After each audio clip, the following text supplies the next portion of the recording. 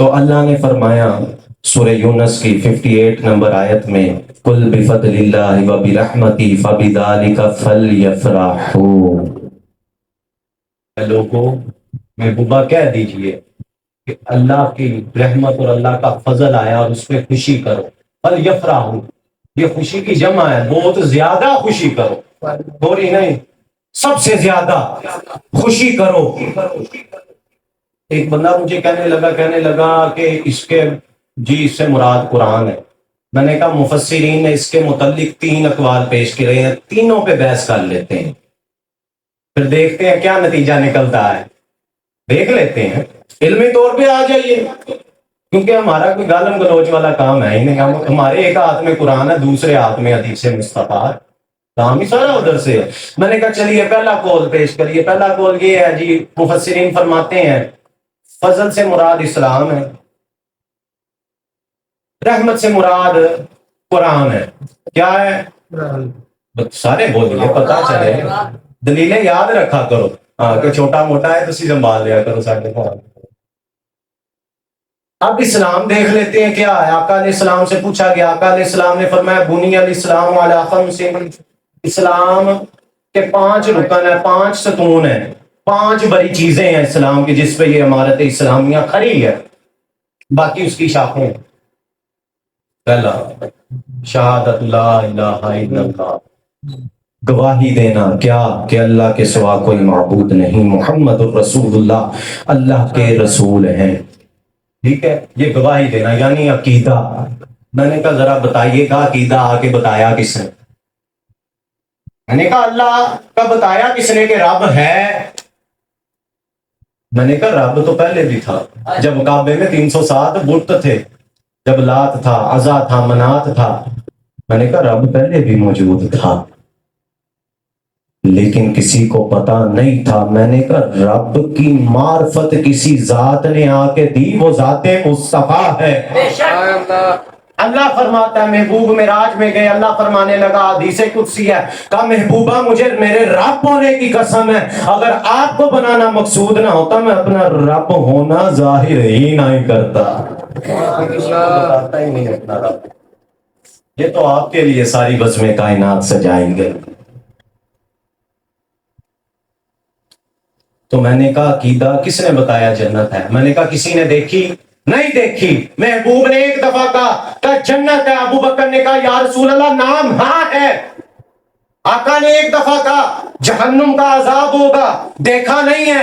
ابو بکر نے کہا یا رسول اللہ ہم نے ایمان لائے، یا حبیب اللہ ہم ایمان لائے. عمر نے کہا ہم ایمان لائے، عثمان پکارا ہم ایمان لائے، علی پکارا ہم ایمان لائے. سب نے کہا لائے.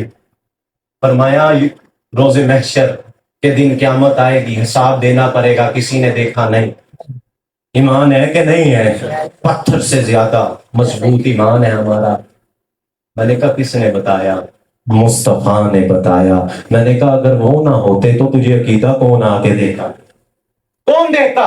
یعنی پتہ یہ چلا عقیدہ بھی دینے والی ذات رسالت محمد صلی اللہ علیہ وسلم کی ہے. دوسرا آ جائیے نماز.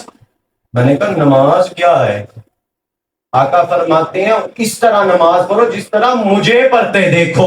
یعنی نماز ادائے مصطفیٰ کا نام ہے. وہی نہ کسی شاعر نے کہا تھا میں نماز محبت ادا کر رہا ہوں، میں نماز محبت ادا کر رہا ہوں، کسی کی ادا ہے ادا کر رہا ہوں. یعنی ادائے مصطفیٰ کا نام ہے نماز.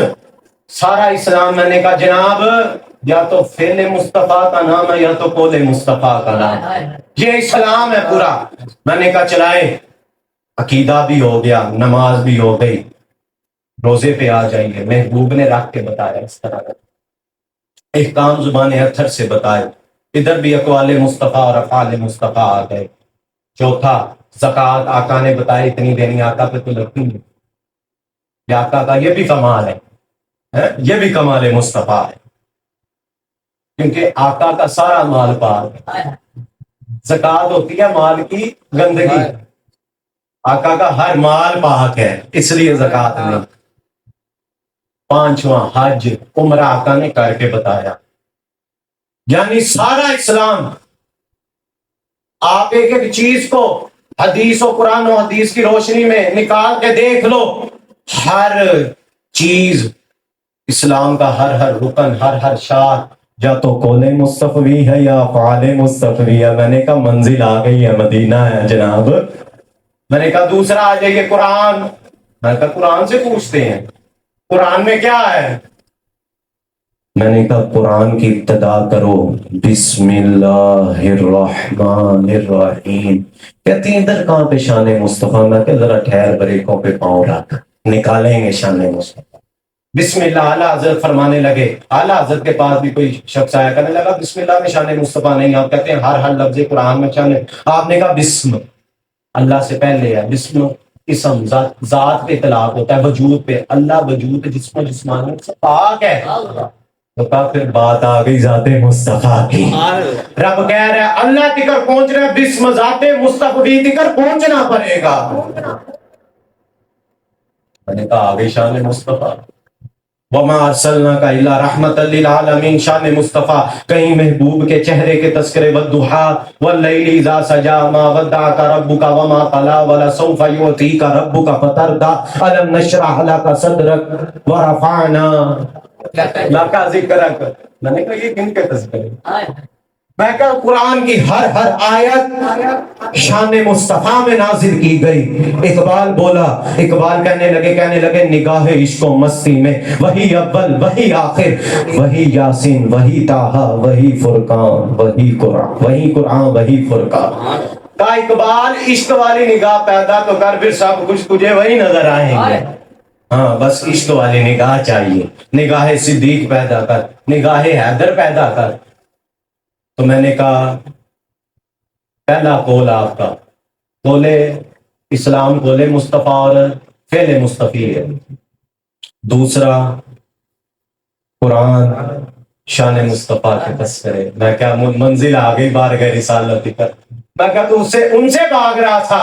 میں کہا چل، کہتے دوسرا قول۔ میں نے کہا دوسرے پہ آ گئے۔ دوسرا قول کہنے لگے جی رحمت سے مراد قرآن ہے۔ میں نے کہا وہ پہلے والی بات چلیں۔ فضل سے مراد حدیث۔ میں نے کہا حدیث کیا؟ آقا کے اقوال، افعال، تین اقسام ہے نا مین، قولی حدیث، فعلی حدیث، تقریری حدیث۔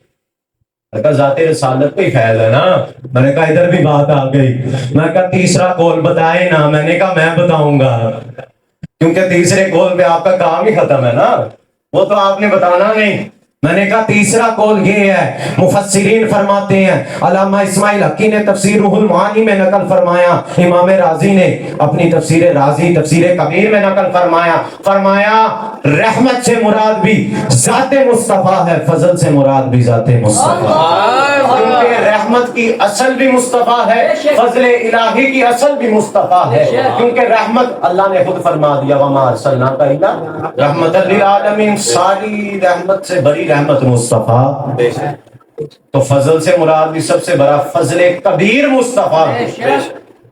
تو میں نے کہا بات آگے میلاد مصطفیٰ تک کہ رب یہ کہہ رہا ہے اے لوگوں جب میرا محبوب تشریف لائے تو خوشیاں منانی ہیں، پھر لائٹیں بھی لگانی ہیں، پھر جھنڈے بھی لگانے ہیں، پھر نعتیں بھی پڑھنی ہیں۔